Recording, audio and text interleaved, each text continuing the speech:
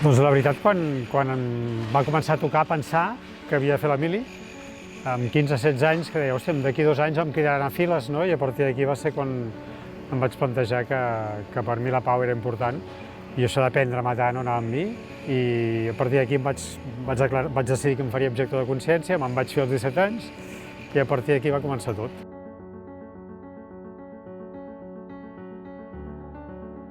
És que serien moltíssimes, no? Els conflictes, els Balcans, l'Iraq, tot això.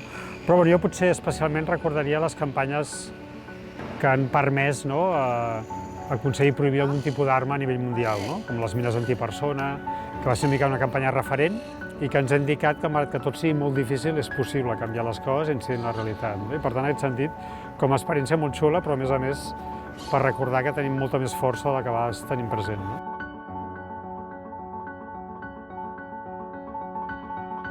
Moltíssims, segurament, no?